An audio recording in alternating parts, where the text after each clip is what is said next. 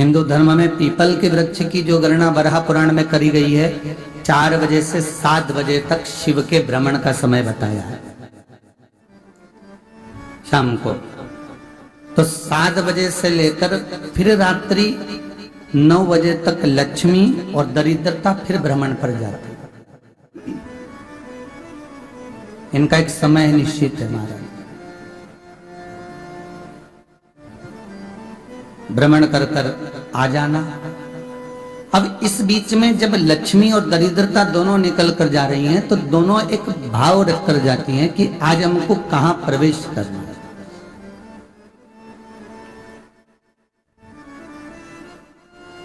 आज हमें किस जगह पर प्रवेश करना है, आज हमें कहां पहुंचना है, आज हमें किस जगह जाना है। और जिस नगर में जिस मार्ग से लक्ष्मी और दरिद्रता निकल कर जाती है, ये दोनों का जब निकलना होता है, इनको स्थान दिया गया जहां पर स्वच्छता हो, घर के दरवाजे पर रंगोली डली हुई हो, द्वार पर जल छीटा गया हो। महाराज, उस द्वार पर लक्ष्मी प्रवेश करती है तो दरिद्रता भी जाने लगती है अंदर। जब दरिद्रता अंदर जाने लगती है तो लक्ष्मी उसको रोक देती है, पहले मैं देखकर आती हूं कि तेरे लिए स्थान है कि नहीं, तो यहां रुक।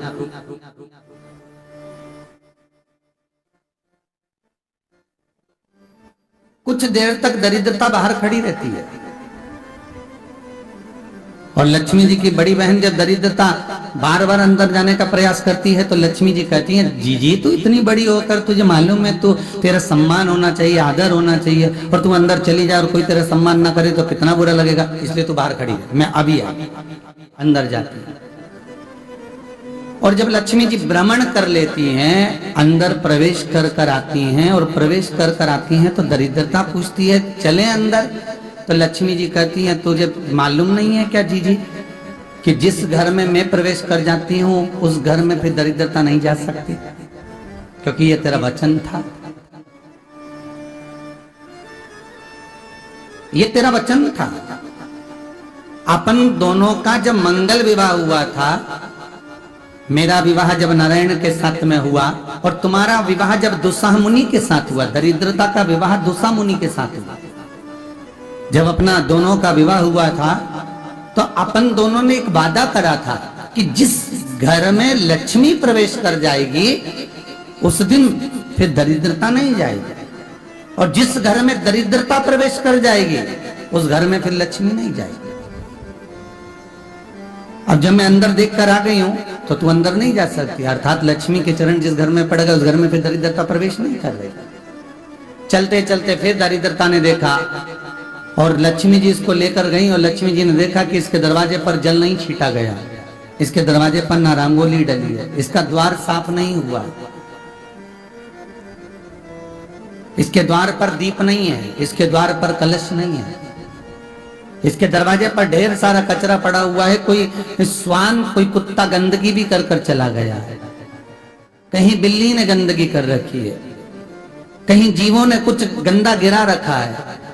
तो फिर लक्ष्मी जी कहती है, जीजी अब मैं होकर आ गई थी ना, अब तू जा, तू होकर, और दरिद्रता प्रवेश करती है।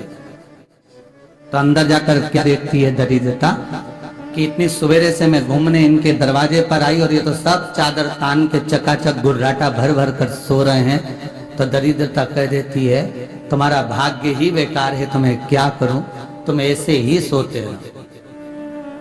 और दरिद्रता गुस्से में बाहर निकल कर आती है, लक्ष्मी से कहती है, लक्ष्मी तो इसके घर में जाना ही मत। तो दरिद्रता को कहती है, जीजी तेरी बात नहीं मानूंगी क्या मैं? लक्ष्मी जी बोली, मैं तेरी बात नहीं मानूंगी, बिल्कुल नहीं जाऊंगी इसके घर में, तू चिंता मत कर, चल आगे चल। फिर आगे आगे ये लक्ष्मी और दरिद्रता का प्रवेश। आपके घर का द्वार, आपके घर का दरवाजा। फिर निवेदन करूंगा एक बहुत सुंदर बात, हमें महाराष्ट्र से सीखना चाहिए, हमें साउथ से सीखना चाहिए, दक्षिण से। जिस समय पर भक्ति देवी यमुना जी के घाट पर रो रही थी अपने पुत्र ज्ञान और वैराग्य को गोदी में लेकर। समय देव ऋषि नारद ने प्रश्न किया था कि तुम कहां पर पोषित हुई हो, तुम्हें ऊर्जा कहां से प्राप्त हुई? तो कहा मैं गुजरात से तो चली हूं।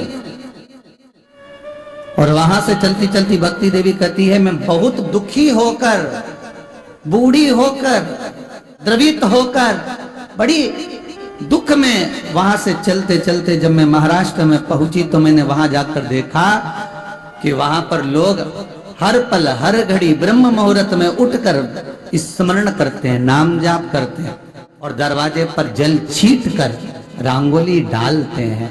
तो कह रही है कि वहां पर मैं थोड़ी अवस्थावान होने लगी, वहां मुझे अच्छा लगने लगा। फिर जब मैं और आगे पड़ी, दक्षिण में जब पहुंची, वहां पर जाकर मैंने देखा कि सुबह से उठकर मंगलाचरण, मंगला स्तोत्र और वेदों की ध्वनि होने लगी। वहां पर मैं और आनंदित हो गई।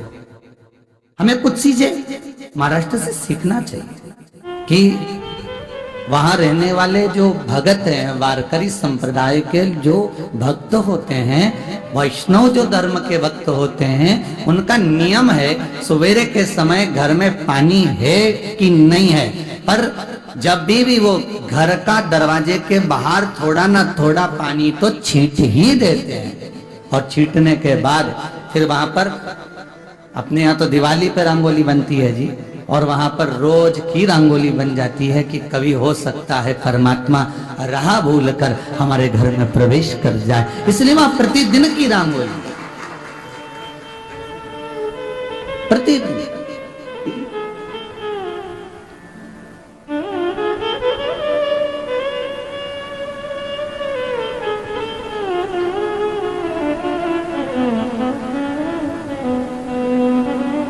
हमें सीखना चाहिए थोड़ा सा। आज के जमाने में तो बहू अपने कमरे की झाड़ू लगा ले, वो ही बहुत बड़ी बात है हो। खड़ी खड़ी बहू ये देखती रहेगी कि नौकरानी सही से झाड़ू लगा रही, वहां से लगा के लाओ, इधर से हट के ले जाओ, वहां से कचरा सोरो, वहां से पोछा लगाओ। खड़ी रहेगी, उंगली से बताती रहेगी, पर इतना नहीं बनेगा कि सेविका से, नौकरानी से, दासी से कह दे कि तू मम्मी पापा के कमरे की लगा ले, मैं मेरे कमरे की लगा लूंगी, तू जा उधर। थोड़ा दया का भाव अगर होता तो उसके मन में भी आता कि मेरी बड़ी सेठानी तो अपनी जगह पर है, पर छोटी तो सेठानी की भी बड़ी सेठानी है जो मुझ पर करुणा करती रहती है।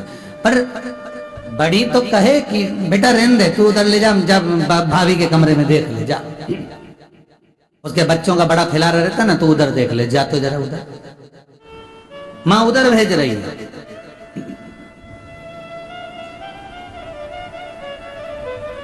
थोड़ा सेवा का भाव हमारे भीतर हो। और एक निवेदन तो हमेशा करा है और आज भी करता हूं, पूरे घर की सफाई करवाओ, पूरे घर में तुम पोछा झाड़ू जो चाहे करवाओ, मना नहीं है।